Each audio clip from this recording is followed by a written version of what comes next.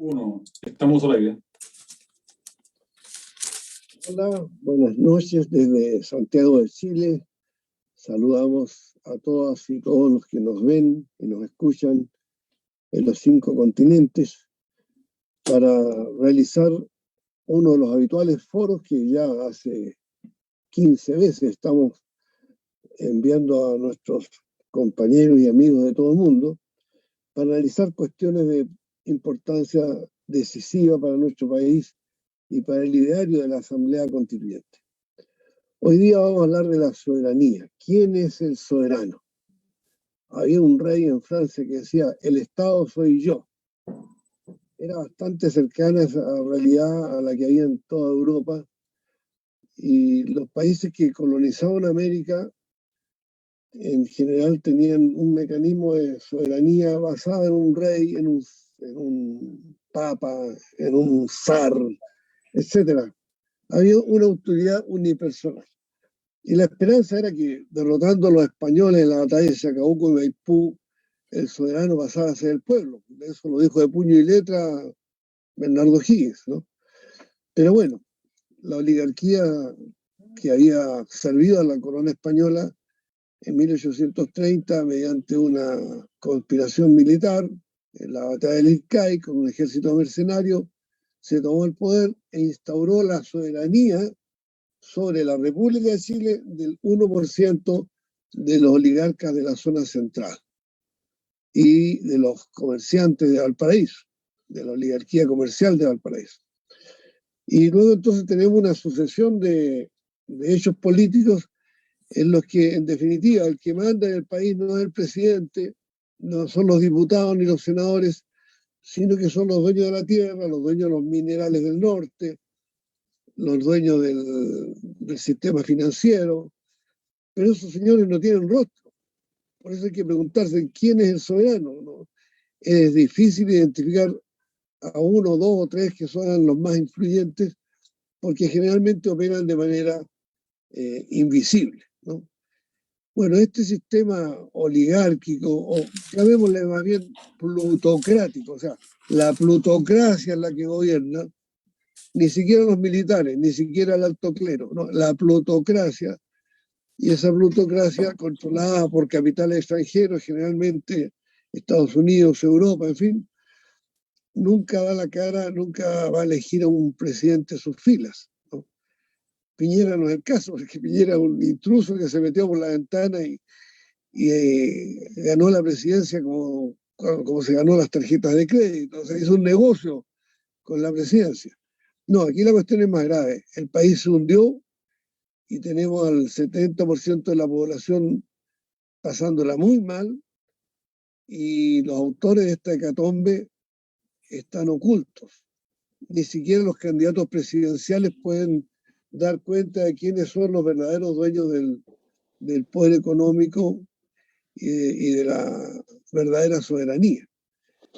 Este foro entonces lo vamos a hacer para ver nosotros, los que queremos una asamblea constituyente para que el pueblo sea soberano, tenemos que saber qué pasa con el gran capital, que es en buenas cuentas el que tiene en sus manos la sociedad chilena desde el año 73 en adelante, no obstante que los militares daban la cara y hacían ceremonias, salían en la tele, pero los militares trabajaron para el gran capital, ¿no? Nacional e internacional, que se adueñó de Chile hasta hoy. En este foro nos van a acompañar 2 profesores de economía, doctorados en economía, nuestro Claudio Lara, querido amigo y compañero, forjador también del proceso de una asamblea constituyente, y Jorge Weil, también doctorado en economía en Alemania, profesor de Estado en economía política, en ciencias políticas, y lo transmitimos como todos los sábados por el Facebook MOV Asamblea Constituyente, Capacitación Ciudadana, Urracas, Emaús, Comuna Debate, Asamblea Constituyente. Esos son los que están en línea. Después se van agregando otros. Al término de esta transmisión lo subimos a YouTube, de manera que lo van a tener ustedes para reproducirlo. Yo creo que lo que van a decir aquí nuestros profesores no lo vamos a captar a la primera, vamos a tener que escuchar de nuevo el video para quedarnos con los conocimientos que ellos nos van a proporcionar. Y en esta transmisión entonces están colaborando como moderadora para entregarle las preguntas del público nuestra querida compañera Francisca Zuicueta, destacada dirigente sindical, el productor del programa, el abogado Adelchi Santana, y el productor Jaime Parra. Entonces, estimado Claudio, parto por ti para que tú nos describas cómo es que se ha instalado este poder del gran capital en la sociedad chilena y cómo se expresa su influencia entonces en el sistema político. Adelante. Sí, muy buenas tardes a todos, a todas.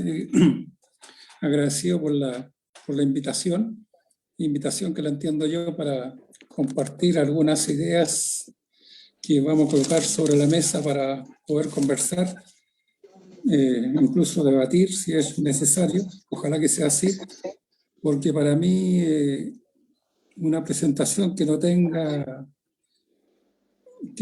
contraparte en el público no tiene mucho sentido, ¿no? O sea, por lo tanto, espero tratar de provocar algunas inquietudes y por lo tanto voy a ir más o menos al hueso, como se dice. O sea, voy a señalar algunos problemas, pero en la idea siguiente, ¿no? O sea, en primer lugar, mi interés es particularmente tratar de explicar, a grosso modo, cuestiones que algunos tal vez conocen, pero que es bueno recordarlas, sobre el significado de la Constitución para los aspectos económicos, por qué se llegó a esto, a la Constitución del 80, y después, como segunda cuestión, tratar de explicar también cuáles son los principales puntos que están puestos en la Constitución del 80 para el debate, y posteriormente reflexionar sobre algunos cambios que sufre rápidamente esta Constitución, el cambio de escenario para Chile, para la izquierda en particular, que es bueno recordarlo y tenerlo presente, ¿no? Entonces, voy a avanzar sobre esos tres puntos en particular. Entonces, la primera cuestión tiene que ver con lo siguiente, ¿no? Que es un poco tener presente que en Chile, la Constitución del 80, obviamente, como todas las constituciones anteriores, obedece a una iniciativa que coloca el poder sobre la mesa, que está discutida desde el poder y para el poder, ¿no?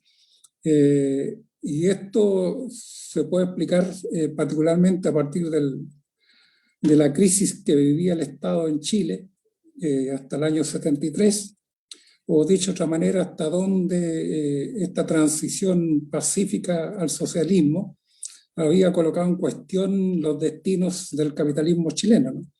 Y la burguesía en Chile no tenía ya posibilidades de detener este proceso, sino que simplemente a través de la fuerza bruta, y que resultó, como todos sabemos, en el famoso golpe militar de septiembre de 1973, ¿no? O sea, por lo cual eso es importante porque esto marca claramente el primer periodo de la dictadura, donde predomina la coerción, la fuerza, y no se puede entender una constitución si es que primero no limpia el camino, sino despeja el camino de sus contrapartes, en este caso los movimientos populares, la clase obrera, y los diferentes movimientos sociales a nivel general, lo cual había que tener en cuenta de cómo detener este alzamiento, este atrevimiento que se habían asumido de cambiar el sistema, ¿no?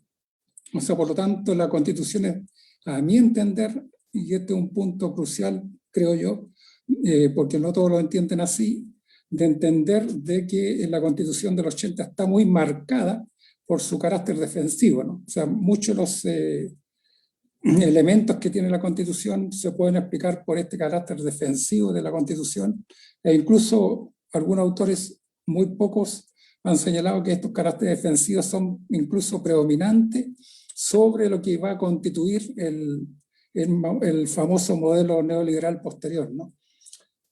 Bueno, esto lo puedo explicar posteriormente, pero creo que es un punto clave que yo comparto entonces sobre eso, ¿no? Y por qué ese carácter defensivo se va a expresar en una estrategia que yo he dominado de despolitización, una estrategia una concepción que se basa en muchos autores británicos en particular, que han hablado de la experiencia internacional, incluso se puede aplicar al caso de Chile, como yo lo estoy haciendo, de esta estrategia de despolitización, ¿no? O sea, por lo tanto, la Constitución del 80 tendrá como una de las características claves, a mi entender, un proceso fuerte de despolitización. Esto es, o quiere decir, de que voy a asegurar algunas instituciones que estén alejadas de todo tipo de presión presunta, real, del mundo popular, llámese instituciones como el Banco Central, llámese todo lo que son las decisiones de la política fiscal en particular, o decisiones incluso del Poder Judicial, ¿no? Y después uno podrá seguir agregando otras instituciones que buscan sostener este proceso de despolitización que se va a implantar en el país a partir del modelo neoliberal, ¿no? Bueno, ese es el primer punto, no puedo alargarme. Yo creo que ojalá si sale en alguna de las preguntas podré extenderme un poquito más para explicarlo bien, pero en la propia explicación posterior de los otros elementos tal vez salga otra vez a luz y lo podré agregar algunas cuestiones adicionales, ¿no? Bueno, lo segundo es que importa también tener en cuenta para la Constitución del 80 es el hecho de que estamos hablando de una Constitución que yo creo que falsamente algunos autores creen que con eso se creó el modelo neoliberal. Entonces, por eso yo coloco el énfasis muy fuerte en lo que fue el famoso plan de estabilización o la política shock de junio del año 75, donde muchos autores comparten la idea de que a partir de ese proceso entonces va surgiendo el modelo neoliberal en Chile. O sea, por lo cual lo que hace la Constitución del 80 es simplemente proponerse resaltar y colocar en la Constitución solamente algunas cuestiones básicas que van a permitir la continuidad y la reproducción futura de ese modelo que ya estaba implantado por la fuerza en el país, ¿no? Eso es muy importante tenerlo en cuenta, ¿no? O sea, y en segundo lugar, que importa también destacar que aparte de este proceso de estabilización o de política shock, donde queda claramente ya evidenciada las características del modelo económico chileno, dígase, por ejemplo, lo que es su intento de inserción a nivel mundial, pero intento de inserción en sus diferentes niveles, o alguien diría en sus diferentes formas de capital, ¿no? O sea, capital productivo, en capital mercantil y sobre todo en una primera etapa el capital dinerario, ¿no? O capital financiero en otros términos más específicos, ¿no? O sea, por lo cual eso es clave, ¿no? Pero creo que hay un elemento secundario, pero que es de tremenda importancia, que son las reformas del año 78-79, las llamadas 7 reformas o 7 modernizaciones, donde incluye 2 modernizaciones que son clave, ¿no? O sea, que es la reforma laboral y lo que es el del sistema de pensiones, y podríamos agregar también lo que es educación y también el sistema de salud, ¿no? Dentro de las 7 reformas. Ahora, lo importante es comprender de que esas reformas llevan a lo que se podría decir a una visión del neoliberalismo de avanzar sobre el conjunto de la sociedad, o dicho de otra manera, de convertir a la sociedad chilena en una sociedad de mercado. Y esto se logra con estas reformas a partir del año 80 hacia adelante, ¿no? O sea, esto es importante porque en el fondo también cambia lo que es el campo de operación de lo que uno conocía tradicionalmente como la economía, ¿no? O sea, la economía ya no se reduce a temas meramente económicos, sino que a partir de ese momento implica también los aspectos sociales en particular, ¿no? Ahora, sobre la Constitución misma, podríamos adelantar entonces que la Constitución, por estar basado en una visión construida a priori por la forma, a partir de un método deductivo, uno puede decir que una Constitución trascendente, o sea, trascendente en que no está basada en hechos, no está basada en la realidad, ¿no? O sea, sino que en promesas de lo que debería ocurrir a futuro, ¿no? Entonces, el gran distintivo es la introducción del concepto de mercado, o sea, como decíamos, una economía de mercado a nivel social, y toda economía de mercado es una promesa, ¿no?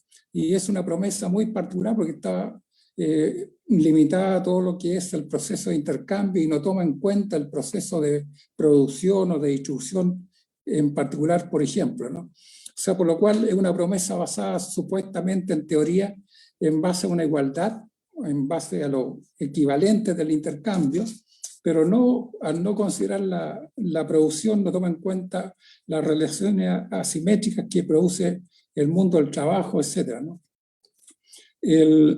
Ahora, el proceso mismo de la Constitución creo que obviamente va a ir en favor, como se decía en la introducción por Gustavo, particularmente de los grandes capitales, ¿no? O sea, porque por cierto, lo que hace y promete la dictadura es abrir los espacios, justamente los espacios que estábamos hablando antes, por ejemplo, en los ámbitos sociales, para la explotación o para la gran inversión de grandes capitales.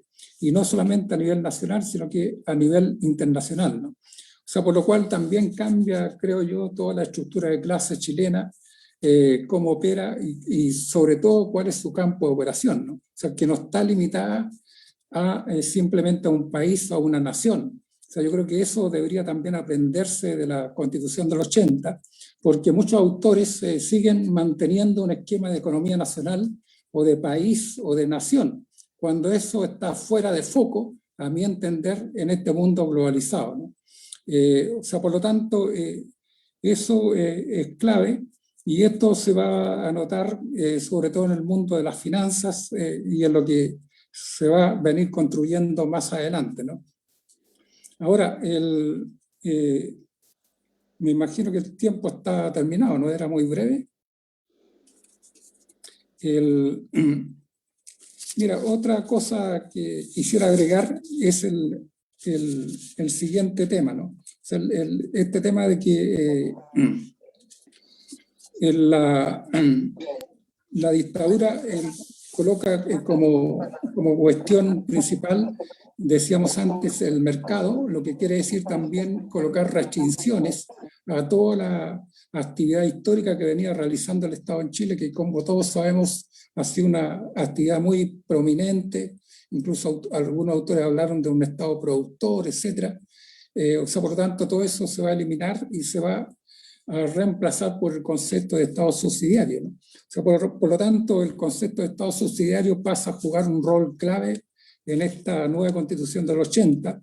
En segundo lugar, no solamente era un tema de negatividad, de no darle espacio al Estado en entrometerse en actividades que deberían desarrollar el mundo privado. O sea, por lo tanto, el segundo aspecto clave tiene que ver con la libertad que debe contar la actividad privada, ¿no? O sea, no estar sujeta a ningún tipo de restricción. O sea, actividad privada, insisto, no solamente a nivel nacional, sino que igualmente a nivel internacional, ¿no? A nivel global, ¿no? O sea, por lo cual eso es importante, ¿no? Y lo tercero importante en la Constitución del 80 dice relación con el tema del mundo tecnocrático, o sea, es decir, no solamente había que entregar la actividad al mundo privado, sino que la poca intervención del Estado, las políticas públicas que se vinieran a proponer o a desarrollar, deberían estar ejecutadas justamente por una tecnocracia que era la dueña del saber científico, por decirlo así, y por lo tanto la única capaz de asegurar el futuro del país en ese punto, ¿no? Y esto está entrelazado con lo que dijimos al principio, con esta estrategia de despolitización, porque cuando hablamos de mercado, de acuerdo a los 3 puntos que he mencionado, el mercado de por sí es despolitizado. O sea, porque en un mercado se supone que son mercados individuales. En los mercados individuales hay 2 agentes, un oferente, un demandante, y cualquier problema que surja se va a arreglar entre ellos 2. Y por lo tanto el Estado no tiene ningún nivel de intervención, menos el mundo político, ¿no? O sea, por lo cual eso me parece clave el tema de la tecnocracia, porque a mi entender también esto es lo que va a permitir, esta es otra provocación, va a permitir la continuidad del modelo en el proceso de la llamada transición a la democracia.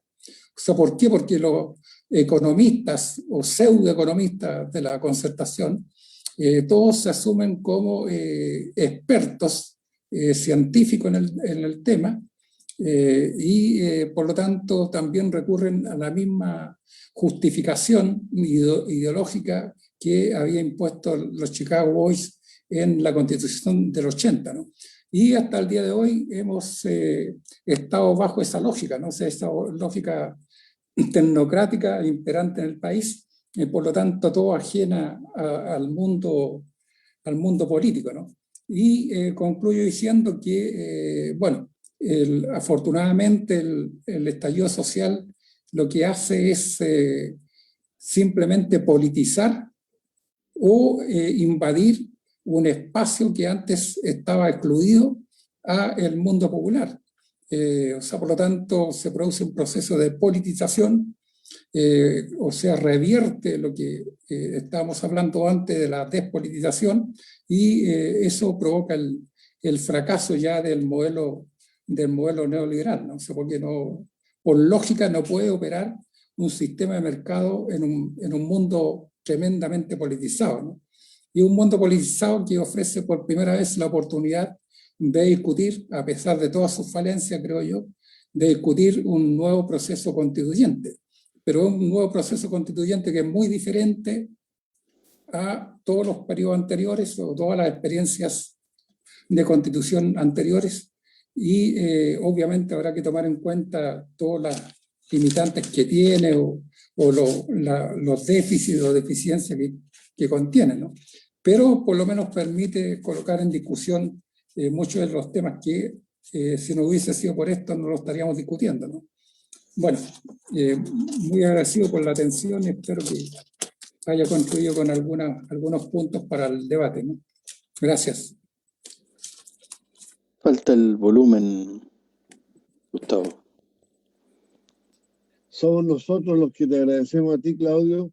Ha sido muy maciza, muy didáctica tu intervención. Yo se los dije a quienes nos ven y nos escuchan, esto hay que escucharlo de nuevo cuando tengamos el video, porque esto hay que notarlo, hay que digerirlo y sobre todo hay que difundirlo, para que mucha gente lo conozca. Entonces le voy a ofrecer la palabra a Jorge sobre la base de que ya en el foro pasado, de la semana pasada, nuestros amigos Roberto Pizarro y Felipe Portales hablaron de que este modelo que ha descrito Claudio Lara es intrínsecamente corrupto, se hace con pillerías por acción o por omisión y se ha descompuesto. Hay una crisis en toda la línea.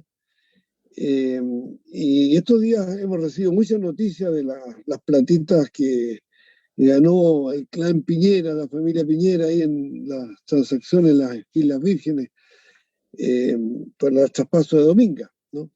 Pero eso es un botón de muestra. El sistema está plagado de operaciones siniestras con cargo al erario público, a lo que contribuimos todas y todos los ciudadanos.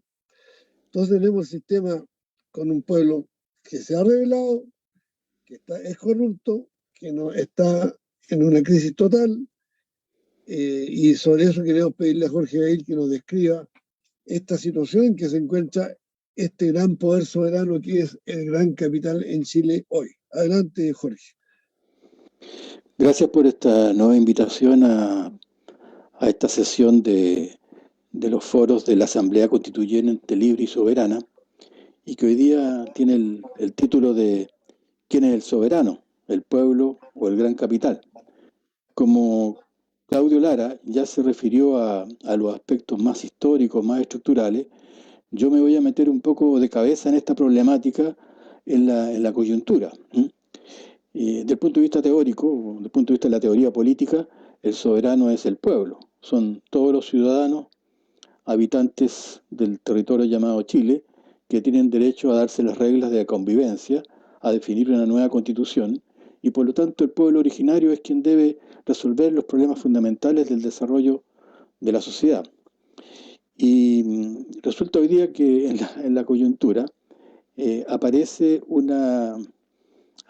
que esta decisión está desviada por los poderes fácticos, y ellos se expresan en que ya hace un mes que escuchamos reiteradamente de parte del gobierno y de parte de los distintos grupos económicos e instancias de representación del gran capital, de que estaríamos en Chile en una reactivación de la economía, porque habría una reducción del desempleo inicialmente, aunque las últimas cifras lo contradicen, y porque habría una nueva situación en el país para aligerar las medidas restrictivas de la crisis sanitaria. Y sobre eso a mí me gustaría decir una cuestión muy, muy fundamental. Se interpreta, los poderes fácticos introducen la idea a través de sus medios de comunicación de que la economía estaría sobrecalentada, que habría un exceso de liquidez monetaria y que estaríamos frente a una presión inflacionaria producto de esta liquidez monetaria. Por lo tanto, el Banco Central se cuadra, sube las tasas de interés de la política monetaria, y con ello todos los bancos comerciales elevan la tasa de interés del crédito de consumo, los créditos hipotecarios y los créditos, digamos, a las inversiones. Y en su segunda sesión vuelve a hacer lo mismo el Banco Central, nuevamente sube las tasas de interés.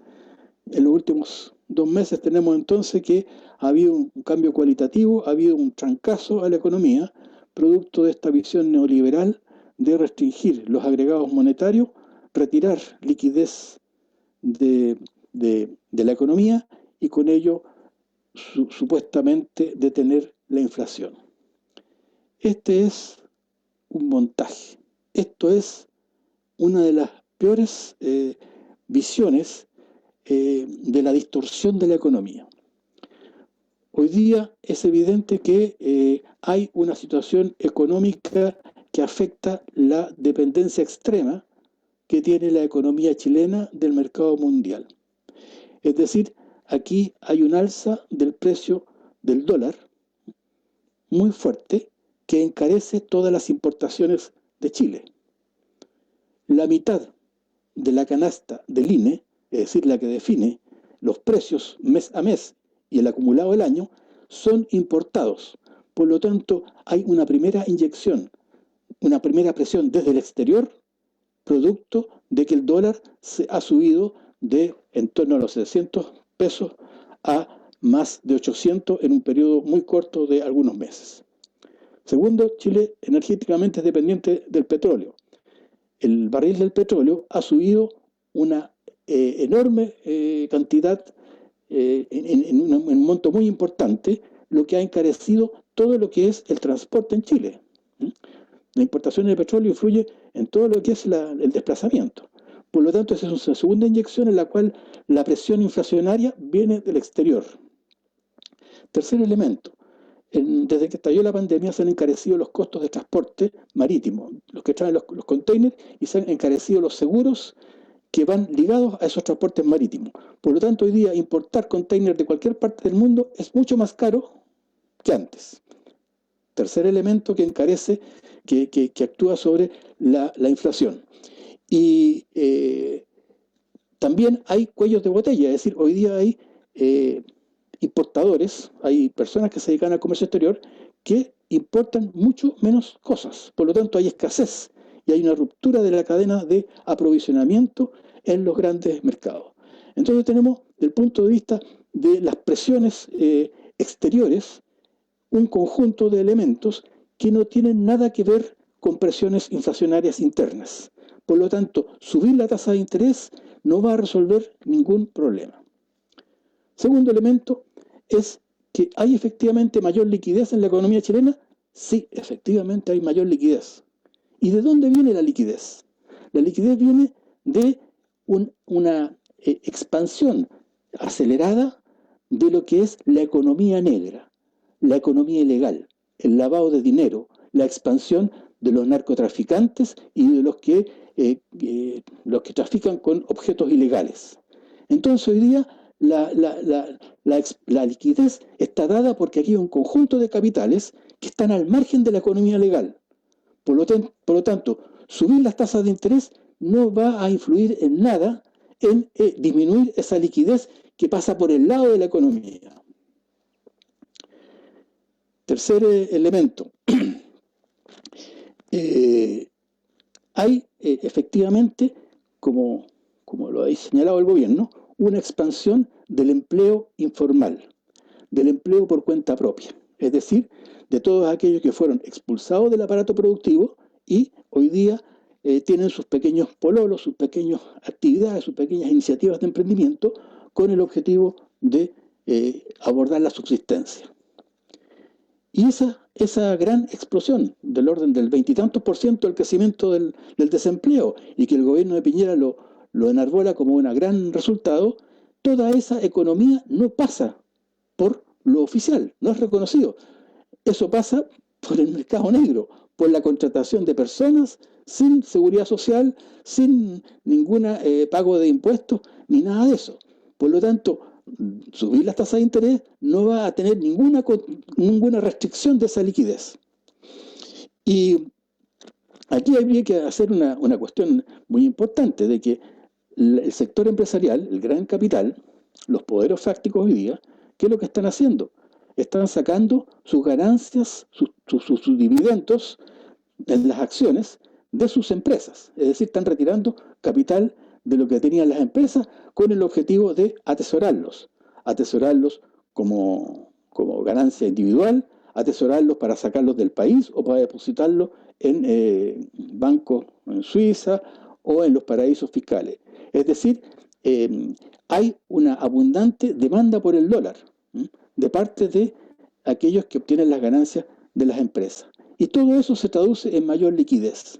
Entonces hoy día los poderes fácticos amenazan de que, mire, hay un gran peligro con la inflación, presionan al Banco Central para que suba las tasas de interés, ello repercute sobre todo los bancos comerciales, se encarece el crédito al pequeño emprendedor, se encarece el crédito a la vivienda hipotecaria, a las viviendas, al crédito de consumo, y todo eso se traduce en un gran frenazo de la economía que va a rendir solamente grandes y mayores tasas de ganancia al sector financiero. Y con la consiguiente consecuencia de ello, que es la quiebra de todos aquellos que no van a poder pagar sus créditos de consumo, no van a poder responder con estas mayores tasas de interés del dinero a su crédito hipotecario y no van a poder devolver los fondos que habían pedido prestado al sistema financiero. Y con ello va a haber como resultado una gran concentración del capital, una gran centralización y concentración del capital, un nuevo salto para un aumento de la riqueza en los sectores de más altos ingresos. Entonces, aquí tenemos un poco la respuesta a la pregunta que señalan en el foro: ¿quién es el soberano? Una cosa es el soberano es pasado a llevar y el gran capital se apodera de políticas económicas, de políticas públicas, que lo único que ponen a su favor es esto de contraer los agregados monetarios, retirar liquidez del mercado con un objetivo que es un objetivo chanta, ¿eh? Un objetivo que está inventado, que viene una presión inflacionaria desde afuera y que no va a tener ningún impacto en la economía al interior. Es decir, esto no va a disminuir significativamente la liquidez, porque las causas de esa mayor liquidez de la economía están dadas por la economía al mercado negro, el alza del precio del dólar, el alza del precio del petróleo, etcétera, etcétera, todo lo que he desarrollado ahora. Entonces tenemos una vez más una muestra en la cual hoy día este gran capital es el que decide los destinos del Estado chileno, de las políticas públicas del gobierno, de las políticas económicas. Y con ello, digamos, se traduce en simplemente un gran nuevo salto en la concentración económica y la centralización del capital, como ha ocurrido en todas las crisis que se han desarrollado en Chile y en el mundo. Todas las épocas de crisis son seguidas de una expulsión de ciertos emprendedores y una concentración y centralización del capital. Eso yo creo que sería, Gustavo, un poco la conclusión coyuntural de cómo el pueblo soberano es pasado a llevar y es desplazado por el gran capital. Muchas gracias, Jorge, por tus palabras. Creo que tenemos un cuadro bastante completo con los antecedentes históricos, como la Constitución del 80, ratificada por Lago del 2005, apernó, digamos, empotró al gran capital como el soberano en la sociedad chilena, y lo que nos ha planteado Jorge, cómo este capital especula, mueve sus capitales al exterior, y todo esto la opinión pública no lo conoce. Lo que nos ha dicho Jorge acá no aparece en los titulares de prensa. Y por lo tanto, el ciudadano cuando vota no elige, no está ejerciendo ninguna soberanía, está ejerciendo el voto para elegir un señor alcalde, un señor diputado, que posteriormente va a tener que ajustar su gestión como poder constituido a un sistema que está fuera del escrutinio de la soberanía popular, un sistema que opera de hecho de acuerdo a los intereses de las grandes transnacionales y no de acuerdo con los intereses de la mayoría del pueblo chileno. Con ello, Gustavo, se orquesta una campaña del terror, ¿eh? En el sentido de alertar que no debe haber un cuarto retiro de los fondos de pensiones, es decir, salen en defensa del gran capital financiero. Y en segundo lugar, se justifica el alza de las tasas de interés del sector bancario para que multipliquen sus ganancias. Y justifican también de que los grandes empresarios no inviertan y estén retirando dinero de sus acciones para depositarla y hacer otra cosa que ponerla al destino a favor de esas empresas. Entonces es muy grave cómo se fundamenta los poderes fácticos para esta campaña de desprestigio de una serie de reivindicaciones justas como son las que se estaban emprendiendo.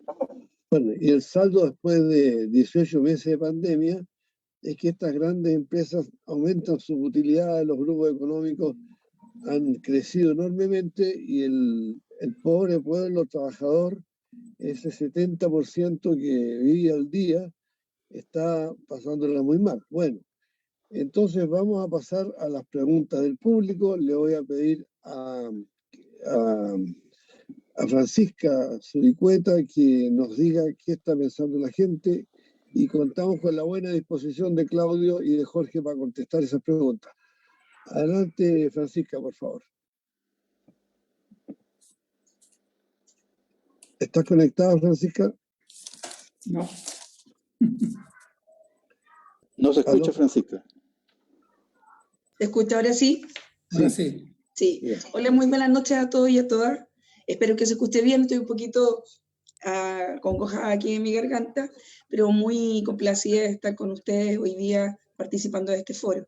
Quiero agradecer, ¿cierto?, la participación de los expositores Y también comentarle al público que lamentablemente nuestra expositora con anterioridad que estaba informada no pudo asistir el día de hoy, cosas de último momento. Pero siempre hay grandes personas dispuestas a compartir con nosotros los conocimientos necesarios para poder poner al día a la población. Bueno, desde ahí también agradecer a todos los que se encuentran conectados en este momento, a todo el territorio nacional y extranjero, al movimiento de Asamblea Constituyente, Capacitación Ciudadana, Urraca Emaús, Comuna Debate y Asamblea Constituyente. Un saludo fraterno para todos ellos que están conectados en este minuto. Y también han llegado hartos saludos para los expositores y para la organización, pero también hay preguntas bastante claves e importantes para nuestros expositores y quiero dejarles a lo menos 2 preguntas a cada uno de ustedes. Voy a partir primero con Jaime, que la población está bastante interesada de saber. Tocamos fondo en la crisis. Con Claudio ¿Perdón? Lara, vas a partir con las preguntas para Claudio Lara. Para Claudio Lara. Ya, bien, adelante.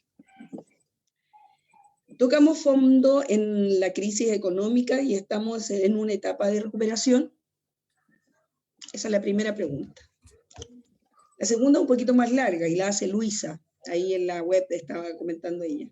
Un genuino proceso constituyente requiere necesariamente la deliberación en las bases sociales.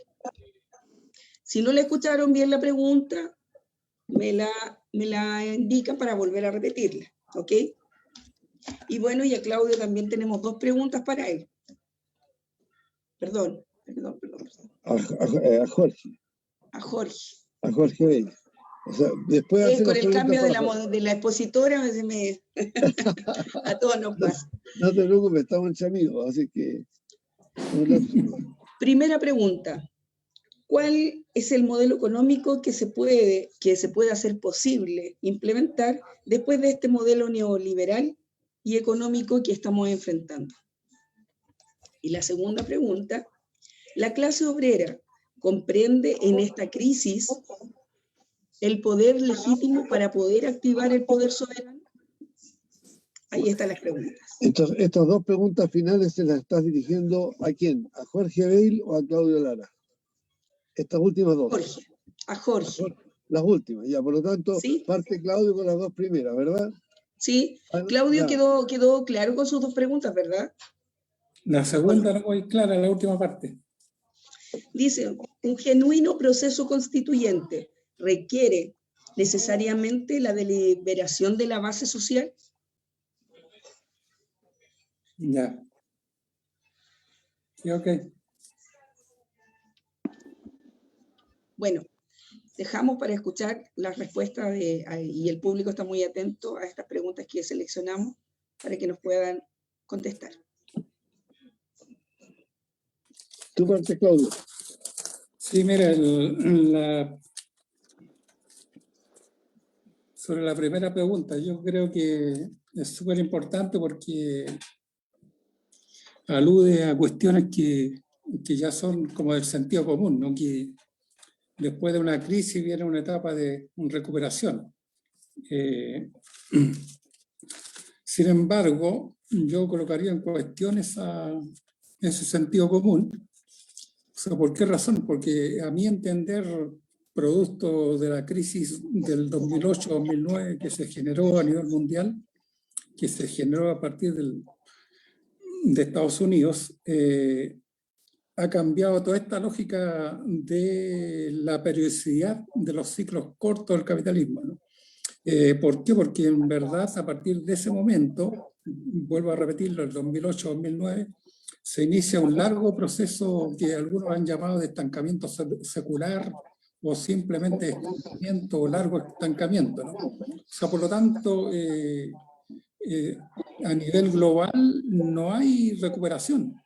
Y por lo tanto tampoco puede haberla o no lo hay a nivel de nuestro país, ¿no?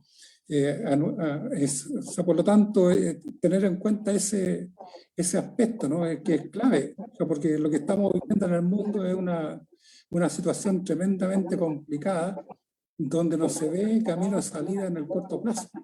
Y si Chile se vanagloria de ser una economía totalmente integrada al mercado mundial, o sea, por cierto, está sujeta o está prisionera de este comportamiento estancador de la economía mundial, ¿no? O sea, eso en primer lugar, ¿no? O sea, por lo cual hablar de estancamiento creo que es lo correcto en vez de hablar de un periodo profundo de crisis y después de un proceso de recuperación, ¿no? O para ser más concreto todavía, ¿no? O sea, cuando se habla hoy día de proceso de recuperación, obviamente lo que en economía podría denominarse es simplemente un rebote, ¿no? O sea, es obvio que algo que cae por su propio peso con la crisis de la pandemia, después va a llegar que va a tocar fondo, va a rebotar, y estamos en ese proceso de rebote, ¿no? Pero que eso lleve a un proceso de recuperación, creo que es muy pronto, muy aventurado decirlo, ¿no? Porque recuperación es cuando ya he recuperado todo lo perdido. O sea, ahí entramos en un proceso de recuperación, ¿no? Entonces estamos lejos de recuperar todo lo que hemos perdido antes, ¿no? O sea, para incluso contestarlo en los términos del sentido común, ¿no? Mira, lo otro, por cierto, todo proceso constituyente requiere de una deliberación de la base social, sobre todo en la perspectiva que nosotros manejamos y creo que compartimos todos los que estamos presentes, ¿no?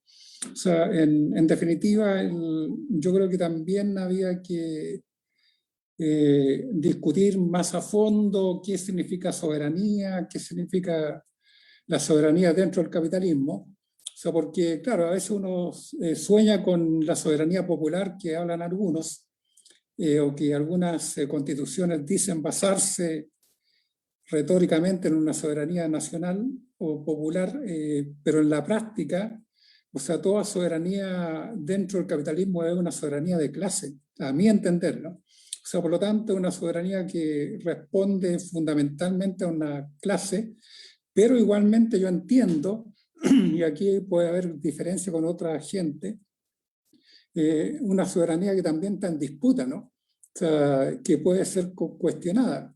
Entonces, para mí lo que fue el estallido social significó un cuestionamiento a esta soberanía que parecía omnipotente, toda poderosa el capitalismo en Chile, y se coloca en cuestión, ¿no? O sea, porque yo siempre he entendido el capital no como una cuestión instrumental ni como una cuestión material como la entiende mucha gente, sino que como una relación social. O sea, el capital es imposible que opere sin trabajadores. O sea, por lo tanto, también tiene una dependencia del trabajador, ¿no? O sea, todos esos elementos hay que tomarlo en cuenta, pues, si uno quiere discutir seriamente sobre el tema de soberanía, ¿no?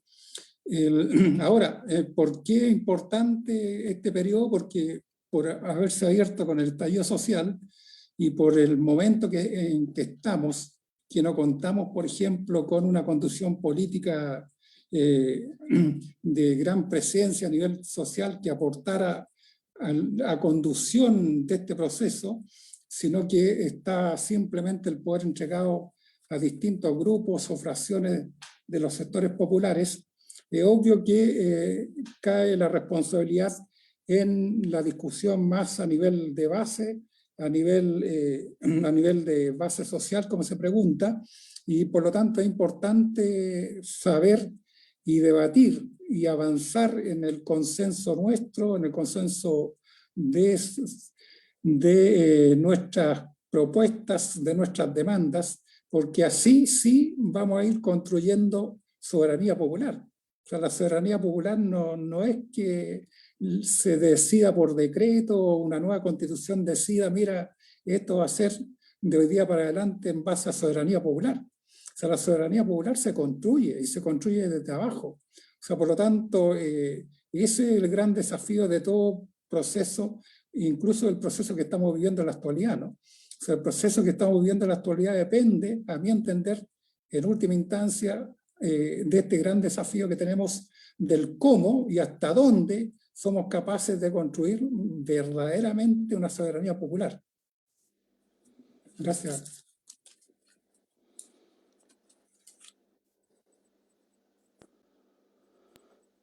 Francisca, ¿tú tienes más preguntas? Que ahora le tocaría a Jorge. Está muteada, Francisca. Ya sé el motivo, es que me pongo audífonos en algún momento y por eso sí, estamos con las preguntas. Ahora deberíamos pasar a las dos preguntas que le hicimos al compañero. No sé si las tiene Jorge ya anotadas o se las repito. Sí, las tengo anotadas en la cabeza. Ya, súper. Yo quisiera antes de pasar a la pregunta esta sobre si hay una alternativa, un modelo alternativo al neoliberalismo, decir que respecto a la crisis no hemos tocado a fondo. Hoy día estamos ante una situación en la cual, para contrarrestar la situación de los amplios sectores sociales de trabajadores, ellos han sido los que se han echado sobre sus espaldas la amortiguación de la crisis, con los retiros de la plata que estaba destinada a su jubilación y con su fondo de cesantía. Si comparamos estos retiros con las cuales los trabajadores han pagado sus deudas, su situación de haber sido marginados del aparato productivo en esta crisis, evidentemente que ha sido mucho más que todos los bonos y todas las subvenciones que ha entregado el Estado centralmente. Entonces, por un lado tenemos que eso ha amortiguado la caída. Hoy día nos anuncia el gobierno de que se acaban los bonos, se acaban las subvenciones y que ahora solamente va a haber una contracción, una disminución del 20% del presupuesto en el año 22 respecto a lo que hubo el año 21. Esto es un gran frenazo a la economía. Aquí se le resta gasolina, se le resta liquidez que hace funcionar el engranaje de la economía. Y por lo tanto, la gran crisis está por venir el año 2022, cuando los trabajadores no tengan cómo pagar esas deudas y cuando los bancos tengan chip libre para empezar a cobrar los créditos impagos, las empresas, digamos, los servicios fundamentales como la electricidad, el agua, el alcantarillado, vayan a cobrarle las cuotas de todos aquellos que no las hayan pagado. Y para que haya una modificación de la actividad económica, tiene que haber inversión. Una inversión que tiene que alcanzar aproximadamente el 20%. Hoy día, esa inversión anunciada para el año próximo es de 7%, es decir, no alcanza para nada. Ya los sectores empresariales anunciaron de que por la incertidumbre política ellos no están dispuestos a mantener su nivel de inversión y postergan todo aquello. Si no hay inversión, si no hay creación de nuevas fuentes de producción, si no hay renovación del capital, si el Estado retira lo que había puesto como amortiguación de la crisis, nos aventuramos a una certera crisis generalizada, profunda y fuerte en los próximos meses, yo diría después de marzo. Entonces yo quería hacer esa acotación porque muchos creen que, mira, se reactivó la situación económica y ya vamos a recuperar, vamos a crecer al 10%. Sí, pero caímos el año 2021 caímos el 2020 caímos al 6,3%. Entonces no porque hay un bajo nivel de comparación de los meses de un lado por otro, esto va a modificarse. Entonces yo quería hacer esa pequeña precisión respecto a la pregunta que le hicieron a Claudio. ¿Existe modelo alternativo? Claro que existe modelo alternativo, pero los criterios de una salida virtuosa para redinamizar una economía y sacarla del nivel de crisis en que está ahora requiere que operemos con otras lógicas. Es decir, que hoy día no podemos seguir con un modelo extractivista que le aporta muy poco valor agregado, muy poca complejidad a la producción manufacturera, a la producción industrial. Ese camino está agotado. Está agotado el saqueo de las materias primas mineras, de los productos agrícolas y de los productos del mar. Aquí la sociedad global, la sociedad mundial, es la sociedad es la sociedad postindustrial, que estamos en una sociedad de la información y del conocimiento. Y la sociedad de la información y conocimiento significa que la materia gris aplicada a cada producto, a cada servicio, es muy superior a lo material anterior.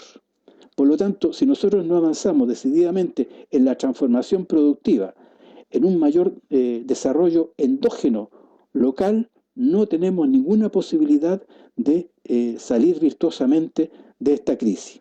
Entonces, el primer elemento para una salida virtuosa, para salir de este modelo, es una reorientación estructural de la economía hacia un desarrollo endógeno, como siempre lo ha propuesto la Comisión Económica para América Latina, un sistema de sustitución de importaciones y de promoción nacional de las exportaciones con mayor complejidad en su elaboración.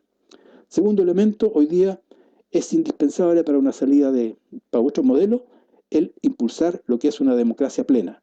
Aquí ya no basta con la democracia de representación política, es necesario que le agreguemos una democracia social vinculante, en la cual las organizaciones sociales en los terrenos tengan participación en su futuro, en lo que ellos quieren hacer. Y tenemos que avanzar decididamente en una democracia económica y en una democracia que nos permita que el pequeño productor, el pequeño emprendedor, la agricultura familiar campesina tengan posibilidad de existir. Hoy día la concentración económica en los grandes grupos impide este capitalismo de competencia mínimo y por lo tanto un conjunto de iniciativas están al servicio de precios paupérrimos, son subcontratistas de los grandes grupos económicos, ya sea del retail, ya sea de la energía, ya sea de productos que tienen que ver con el mar o de la minería. Es decir, aquí tenemos que crear las condiciones favorables para que el pequeño emprendedor tenga los medios, sea protegido, tenga las posibilidades de tener un crédito accesible a una tasa similar a lo que tienen los grandes grupos económicos, tienen que tener acceso a un mercado, tienen que tener acceso a que el Estado vaya apoyando esta posibilidad plural de que muchos emprendimientos surjan y no vayan quebrando en el camino, como es el caso de ahora, en la cual 1 de cada 10 emprendimientos nuevos surge. Los otros 9 quedan en el camino después de 5 años. Entonces, mayor democracia social vinculante, mayor democracia económica, término con los monopolios, recuperación de los recursos naturales del mar, de la minería y de la agricultura y de origen agrícola, y un impulso a la mayor transformación. De esa manera podemos pensar en que el modelo actual de extraversión económica y de zonas de sacrificio medioambiental, zonas de sacrificio en todos los territorios pueda terminar.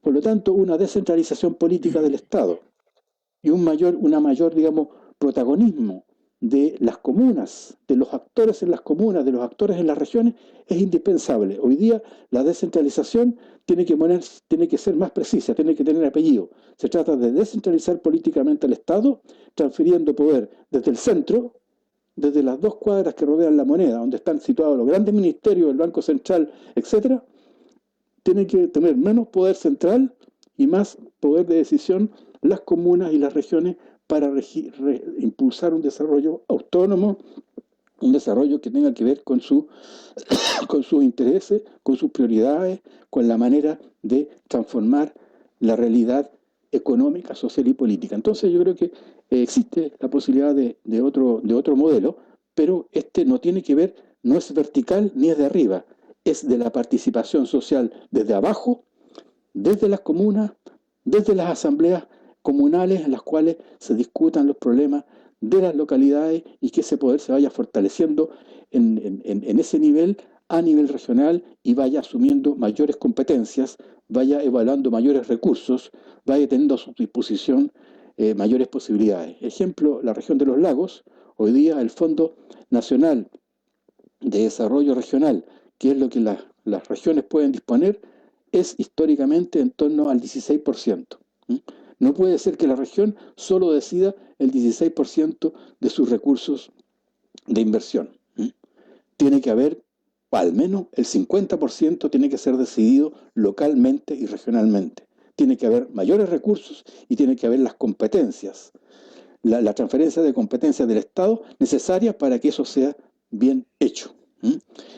Posteriormente avanzaremos más al 50%, pero al menos es eso.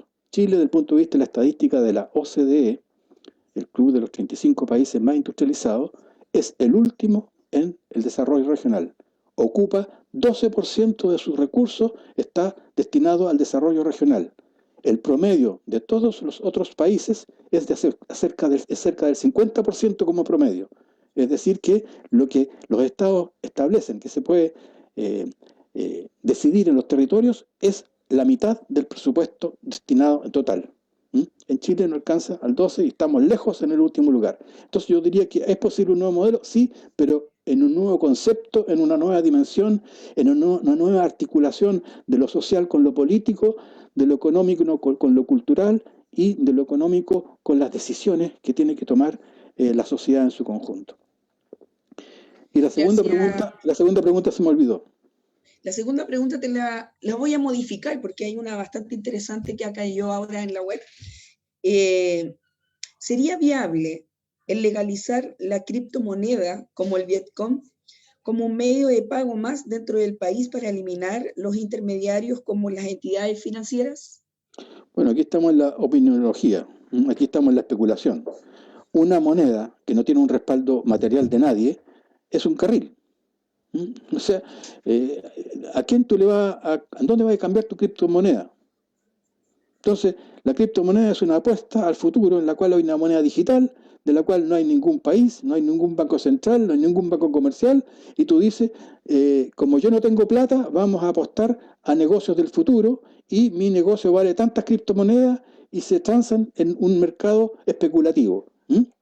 Entonces, claro, los que juegan ahí ganan, van subiendo las acciones de algunas empresas que están organizadas en criptomonedas, pero yo no metería ni un peso, porque se habla de los que ganan, pero no se hablan de todos los que pierden y todos los que no tienen a quién cobrarle esas criptomonedas o esas empresas valoradas en criptomonedas y que han perdido su valor. Más adelante, a lo mejor el dólar se cae como moneda, como divisa mundial. Hoy día la tasa de circulación de los dólares es tremenda, es decir, hoy día Estados Unidos no tiene cómo responder si le van a cobrar los bonos del tesoro del gobierno, por ejemplo, y se podría prácticamente hundir, digamos, a Estados Unidos si las obligaciones que tienen los otros estados y los otros particulares se le cobran hoy día, van al banco, a la Fed americana y le cobran la plata. Ahora se podría establecer una nueva divisa mundial, pero yo no tomaría ese riesgo. Gracias. Sería interesante dejar la última pregunta a Claudio, traspasársela, ya que se la habíamos dejado a Jorge, pero le dimos esta posibilidad. ¿Les parece, Claudio, Sí. una preguntita de la clase obrera? ¿Comprende lo legítimo para poder activar el poder soberano?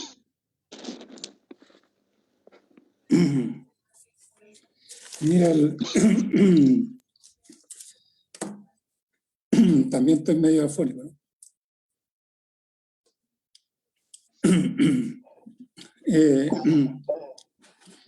Mira, en primer lugar también una opinión, ¿no?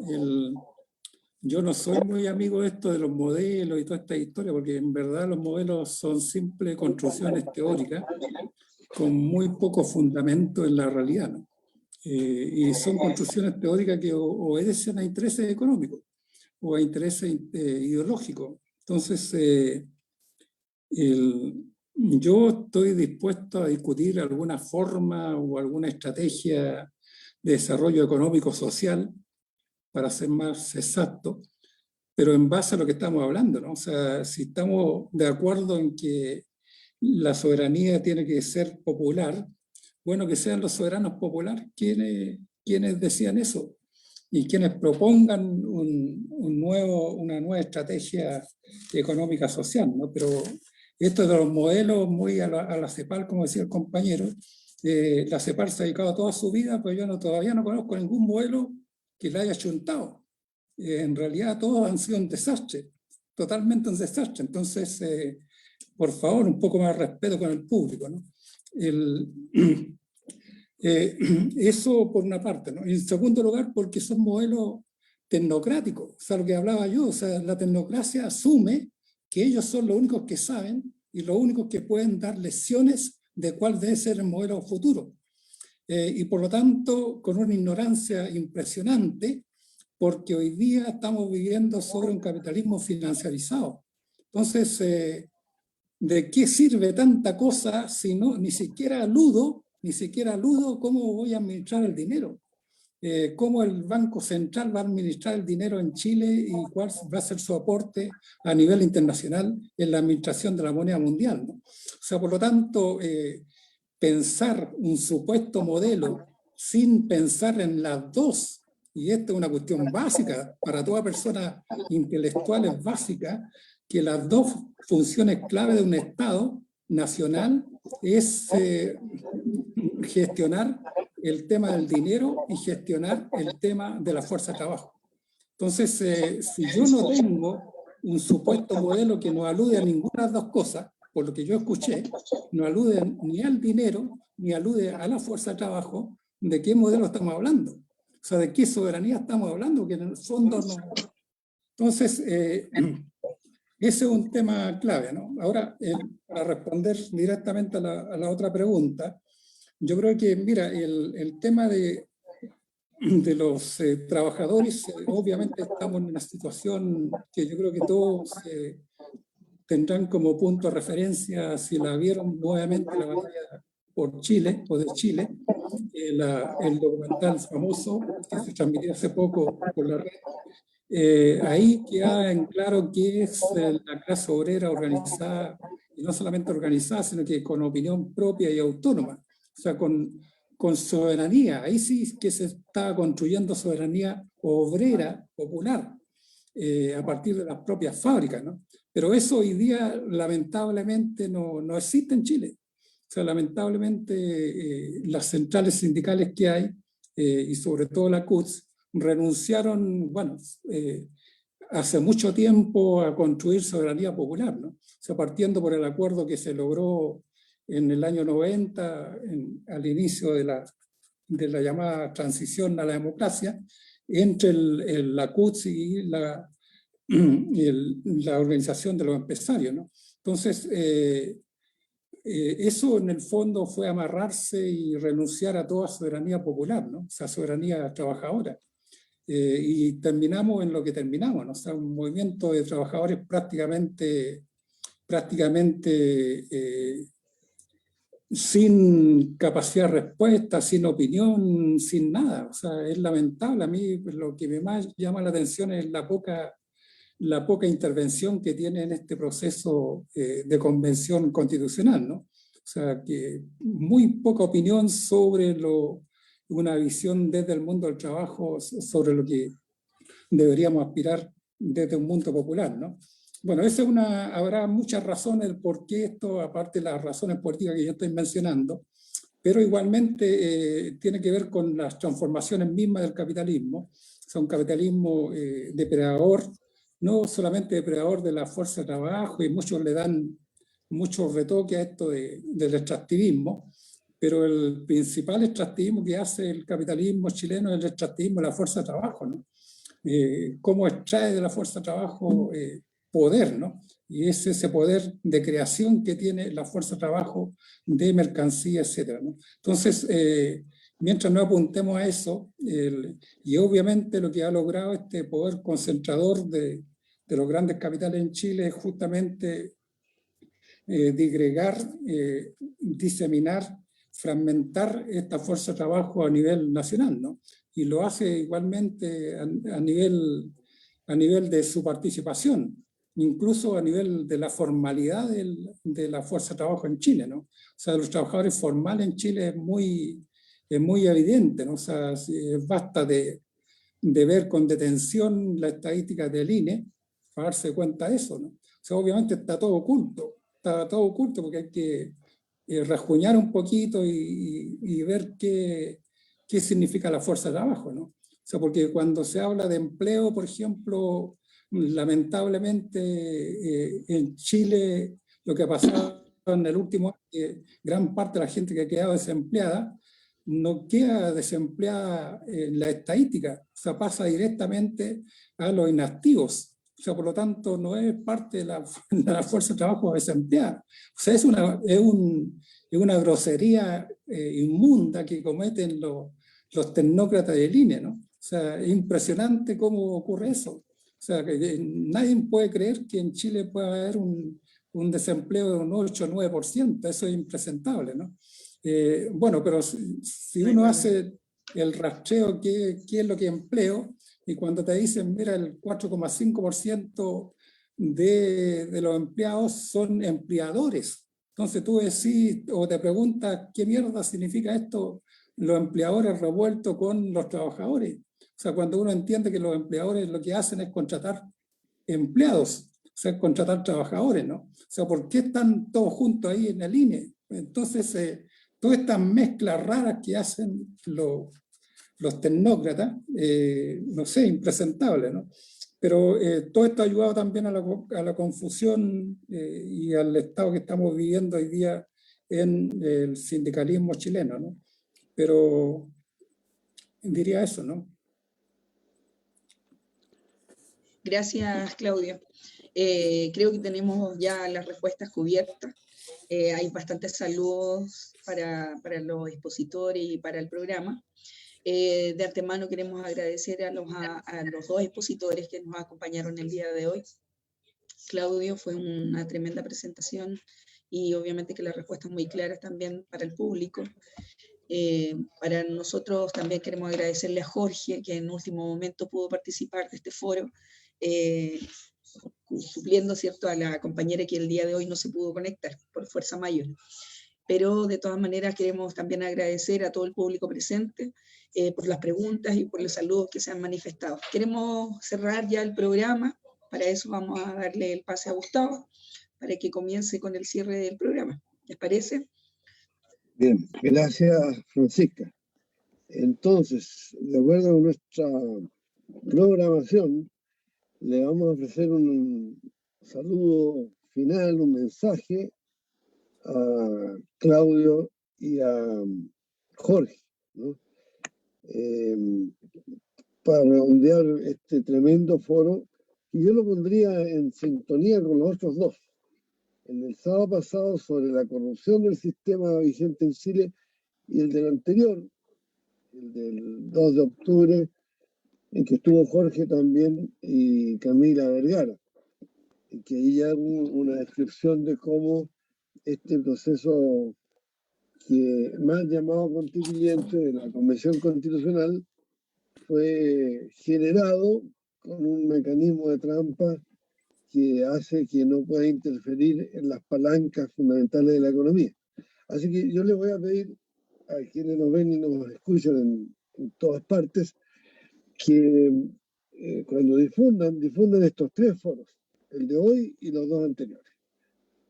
Como estamos entre amigos, me tomo esa licencia. Bueno, adelante, Claudio, para que nos des tu mensaje de despedida y después lo mismo le ofrecer a Jorge. Mira, el mensaje de despedida en verdad es una continuación de lo que estaba hablando, ¿no? Yo creo que este es un momento propicio para tratar de aportar cada cual de donde pueda y con las ideas que tenga. Uno tiene que ser abierto a respetar todas las ideas, independiente que uno discrepe en situaciones como la de hoy día, por ejemplo.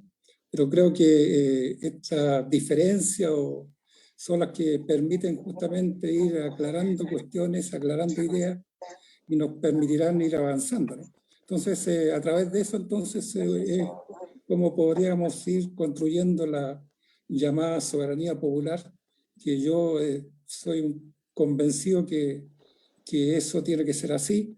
Y también, para que no quede un malentendido, de acuerdo a lo último que decía en la intervención anterior, soy un convencido también que es absolutamente necesario que el mundo sindical en particular asuma una vez por todas esta oportunidad que presenta el momento histórico presente de Chile para recuperar fuerza, recuperar energía y sobre todo recuperar protagonismo y capacidad propositiva, ¿no? O sea, pero yo creo que lo que tiene de ventaja, si uno lo puede denominar de esa manera, de acuerdo a un debate que participé el día miércoles pasado, en base a la experiencia boliviana, con expositores de Bolivia, decían que la Constitución boliviana lo que enseñaba sobre todo era que obligaba a todas las particularidades a pronunciarse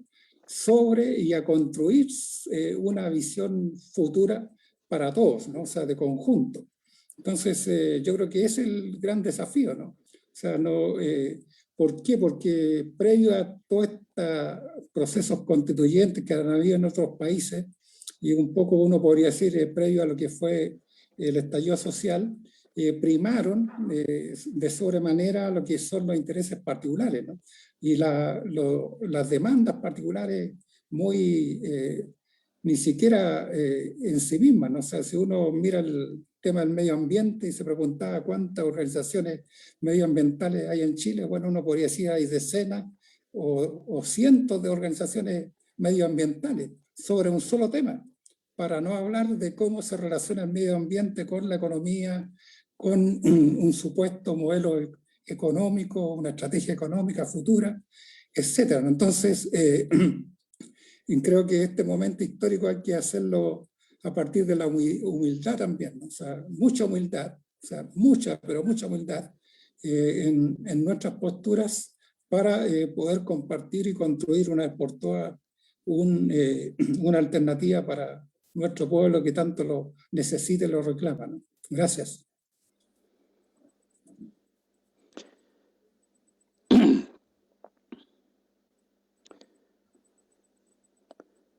No.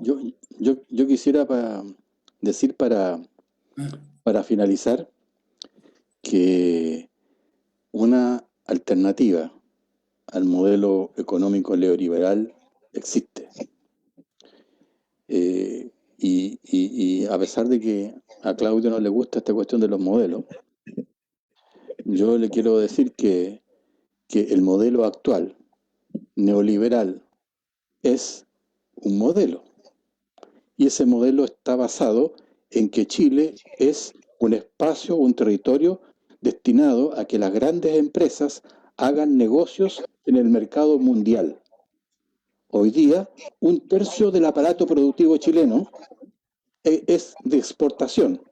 Es decir, nosotros le restamos 1/3 de nuestra capacidad productiva, de nuestros trabajadores y de nuestros recursos, lo destinamos para que haya grandes ganancias que se realicen en el mercado mundial.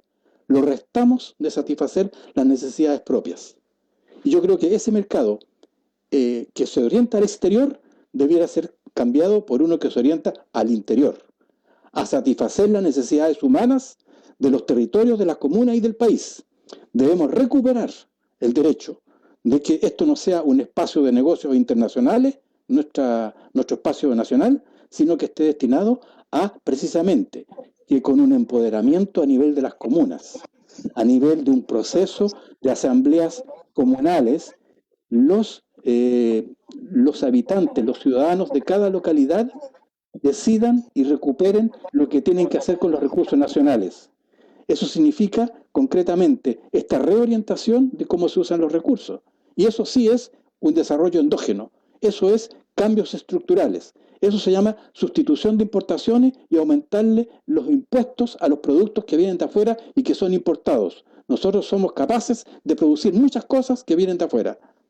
Entonces, la única alternativa que hay al neoliberalismo es reorientar los recursos hacia el mercado interno para satisfacer las necesidades de nuestros ciudadanos, de nuestros habitantes y de nuestro territorio. No hay país tan externalizado, no hay país que tenga tanta apertura hacia afuera como nosotros, en la cual nos han metido en la cabeza y con estos 20 acuerdos internacionales de los gobiernos de Frei, Lagos y Bachelet, que esto de abrir la economía con un 1% de protección nacional, eso va a ser favorable. Le va bien a los exportadores, le va bien a los que hacen negocios en el mercado mundial, pero les va muy mal a los pequeños productores nacionales. Ninguna empresa en ninguna parte de Chile puede competir contra todas las empresas del mundo con 1% que lo proteja el Estado chileno. Eso no existe. Todos los modelos que hoy día se evocan como exitosos, llamemos Corea del Sur, llamemos Taiwán, llamemos otros países de los jaguares de otras épocas de América Latina, están hechos sobre una base de participación del Estado. Japón el Estado japonés participó decisivamente en reposicionar, después de la derrota de la Segunda Guerra Mundial, para reposicionar el país en el mundo, tuvo una participación del Estado, una inversión del Estado y una protección de ese desarrollo crecientemente de la transformación productiva. Entonces, aunque hoy día el neoliberalismo nos ha lavado el cerebro de que esas propuestas muy generosas y que tuvieron mucha validez en la integración de los mercados en los años 50, en los años 60, que ahora ya no están vigentes. Hoy día sigue estando vigente porque la lucha hoy día internacional entre el nacionalismo americano y el nacionalismo chino va a seguir repercutiendo, y la protección del nacionalismo europeo se va a seguir estableciendo. Van a haber cada vez más barreras arancelarias de esos países. Y por lo tanto, lo único que le queda a los pequeños países y a las regiones es integrarse y es compartir una producción con mayor elaboración, mayor elaboración manufacturera, mayor transformación local. Eso crea empleo, eso crea mayor calificación del trabajo, eso presiona al alza los salarios y eso permite satisfacer mejor las necesidades humanas de los ciudadanos del país. Yo creo firmemente que eso, apoyado en una democracia plena, en una participación en las comunas, del poder originario, de los trabajadores, de los habitantes, de los campesinos, de los obreros agrícolas, de todo el pueblo trabajador, eso sí es una senda que hay que recorrerla con ellos. No la imponen los tecnócratas de afuera. Son cosas que se van decidiendo en común acuerdo, democráticamente, por una expansión hacia una democracia plena. Ese yo creo que es, y yo creo que no hay que pensar que estamos fatalmente obligados a seguir el respeto de los acuerdos internacionales y seguir siendo simplemente un territorio para que los grandes grupos económicos hagan sus ganancias y las realicen en el exterior. Eso es, y muy contento de haber participado en este foro económico por una asamblea constituyente libre y soberana. Hasta la próxima.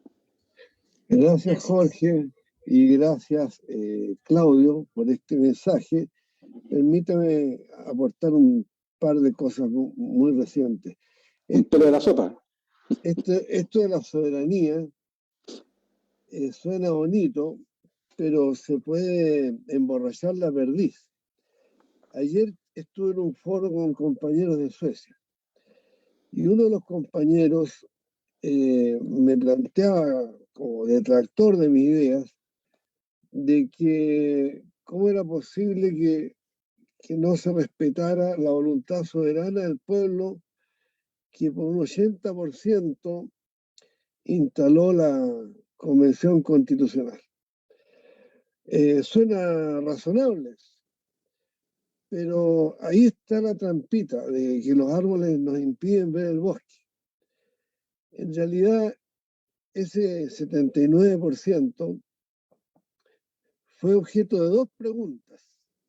En la primera papeleta le preguntaban, ¿usted quiere cambiar la Constitución, sí o no?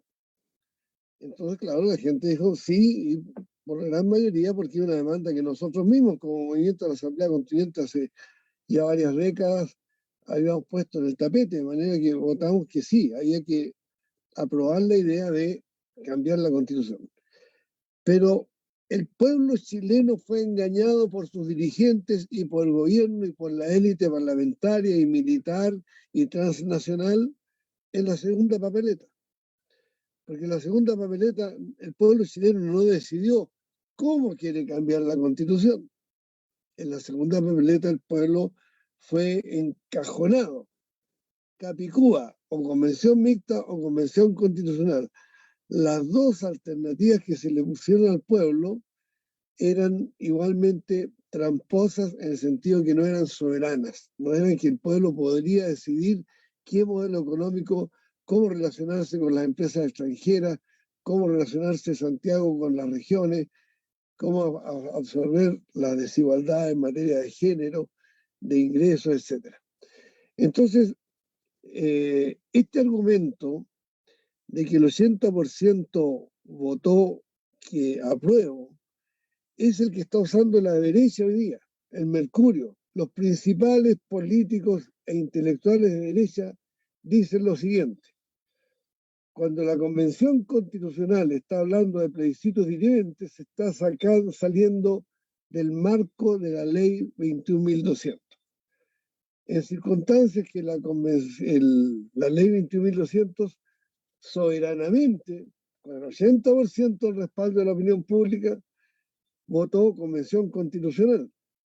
Es decir, soberanamente el pueblo fue engañado. Soberanamente la gente aceptó de que no podía hablarse sobre los tratados internacionales. Soberanamente la gente aceptó que la Corte Suprema, que el Parlamento, el Tribunal Constitucional, el gobierno, están por encima de los convencionales. Y soberanamente aceptó de que los partidos políticos tenían privilegios para poner a sus candidatos por encima de los independientes. A los independientes le abrieron un agujero a última hora, faltan 2 semanas nada más. Entonces, esta situación de presentar como soberano algo que es profundamente antidemocrático, ya lo hicieron en el año 1988. Usted se recordará, me refiero a nuestros que nos ven y nos escuchan, que ya son pasaditos los 40 años, 50 años, que el 5 de octubre del 88 la gente creyó que había puesto fin a la dictadura. ¿Y qué es lo que preguntó la papeleta del 5 de octubre del 88? No voy a entrar en los detalles aquí, pero hablando en buen chileno. El 5 de octubre del 88 la gente votó, al votar que no, votó que la constitución de Pinochet es válida, que es una constitución, no un bando militar, no, por favor, es una constitución. Y votó que el modelo continúe igual, el modelo económico, y el único cambio que realmente se produce con el 5 de octubre del 88 es que Pinochet no puede ser reelegido jefe de Estado por otros 8 años. Cuestión que se negoció diciendo que Pinochet seguía como comandante en jefe del ejército y asumió ese cargo don Patricio Erwin, que en materia económica, o por lo menos en materia de defensa de nuestras riquezas naturales, fue peor que Pinochet. Entonces, claro, la gente se arrasó a las calles porque triunfó el no va a seguir Pinochet. No va a seguir Pinochet, pero va a seguir el modelo económico que impuso Pinochet, los grupos económicos que se adueñaron de Chile, las empresas transnacionales que se pasaron a controlar nuestra economía, la impunidad para las Fuerzas Armadas.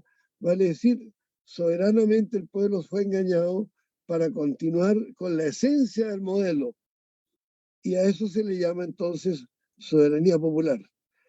Y finalmente, la tercera gran estafa con la soberanía fue el 30 de julio del 89, pocos meses después, antes que fuera la elección, cuando ganó Patricio Erwin, que fue en diciembre, hubo entonces un plebiscito, y en ese plebiscito a la gente se le llamó a votar que sí. Y el pueblo votó que sí, y ganó el apruebo por el 80 y tanto % de los votos. Pero al aprobar ese plebiscito de julio del 89, que la gente confunde con el de octubre del 88, en este último plebiscito, el propio pueblo dijo, la constitución que heredamos de la dictadura no se va a poder cambiar porque le vamos a subir el quórum para modificarla a 2/3. Y con los 2/3 se mantuvo 30 años hasta que en octubre del 2019 el pueblo arrasó con esa constitución, arrasó con ese modelo económico y con los gobernantes y los partidos políticos y los parlamentarios que durante 30 años avalaron ese proceso. Ahora entonces estamos enfrentados a la hecatombe total del régimen que se nos ha impuesto, muy bien ilustrada por las exposiciones de Lara, de Claudio Lara y de Jorge Beil, pero estamos enfrentados a la necesidad imperiosa planteada por Lara de que el pueblo realice su soberanía en la práctica, no solo el día que va a votar por un candidato, sino que en cada acción, en su junta de vecinos, en el cabildo, en la asamblea territorial, en todos los hechos vinculados a su vida cotidiana, necesitamos empoderar a la ciudadanía. Ese es el mensaje principal del movimiento de la Asamblea Constituyente, y para ello ofrecemos a nuestras agrupaciones territoriales de todo el país ejercicios constituyentes en los cuales ponemos en práctica esta idea de que el pueblo es el que manda y los que están arriba, las autoridades tienen que obedecer la voluntad del pueblo, pero no la voluntad distorsionada, como se produjo en el plebiscito de octubre del año 2020. Porque resulta que si no entendemos bien qué es lo que estamos votando, nos van a seguir tomando el pelo por mucho tiempo más. Y eso no podemos aceptarlo. Bueno, muchas gracias. Nos vemos el próximo sábado y que vamos a fortalecer la soberanía popular desde ahora mismo. No lo vamos a dejar para las calentas griegas. Chao. Buenas noches. Chao.